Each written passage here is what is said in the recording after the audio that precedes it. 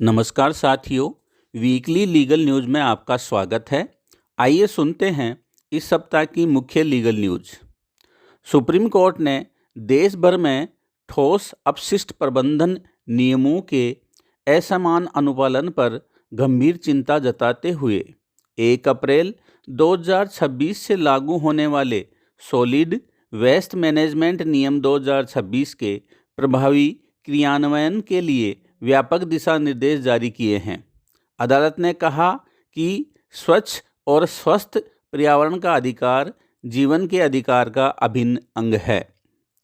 Supreme court ने अदालतों द्वारा अपनाई जाने वाली उस कंसिडर जूरिस्प्रूडेंस अर्थात मामले को बार बार विचार के लिए वापस भेजना पर कड़ी नाराजगी जताई है, जिसमें मामलों को बिना किसी अंतिम निर्णय के बार बार संबंधित अधिकारियों के पास भेज दिया जाता है। एक कथित अवमाननाकर्ता द्वारा हाईकोर्ट के आरोपों को तय करने के आदेश के खिलाफ दायर अपील पर सुनवाई करते हुए पीठ ने टिप्पणी की कि ऐसी प्रथाएं कोर्ट से गेंद बाहर फेंकने जैसी हैं और न्याय प्रणाली को नुकसान पहुंचाती हैं। अमेरिकी सुप्रीम कोर्ट ने एक ऐतिहासिक फैसले में राष्ट्रपति ट्रंप द्वारा लगाए गए व्यापक वैश्विक टैरिफ को असंवैधानिक करार देते हुए खारिज कर दिया है।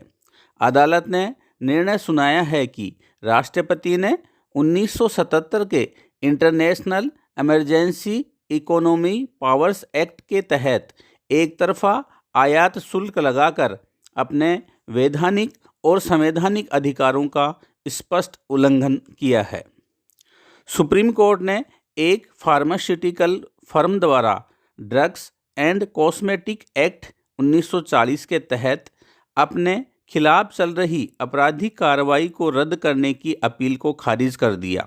पीठ ने स्पष्ट किया कि अदालत डालने वाली दवाओं के निर्माण रिकॉर्ड में गंभीर हेरफेर करना और उन्हें नियमानुसार न रखना अधिनियम की धारा 27 क्लॉज डी के तहत कठोर दंड के दायरे में आता है।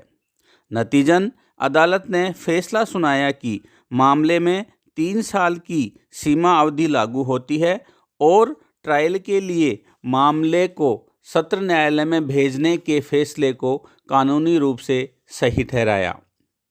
सुप्रीम कोर्ट ने एक दवा कंपनी और उसके अधिकारियों को जारी सम्मन को रद्द करने से इनकार कर दिया, जिन पर मानक गुणवत्ता के नहीं पाए गए कफ सिरप के निर्माण और बिक्री का आरोप है। अदालत ने कहा कि ऐसे मामलों से देश की छवि पर गंभीर असर पड़ता है। दिल्ली हाई कोर्ट ने एक महत्वपूर्ण फैसले में स्पष्ट किया है कि केवल इसलिए कि पत्नी पढ़ी लिखी है और कमाने की क्षमता रखती है, उसे गुजारा भत्ता देने से इनकार नहीं किया जा सकता।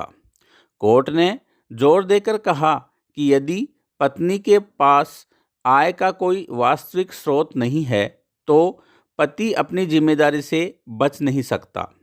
साथ ही कोर्ट ने उन तर्कों को भी खारिज कर दिया जिसमें पत्नी के घर संभालने और बच्चों की देखभाल करने को खाली बैठना कहा जाता है। आज के लिए इतना ही। आप देखते रहें इंडिग्लो पाठशाला। फिर मिलते हैं नई वीकली लीगल न्यूज़ के साथ। धन्यवाद।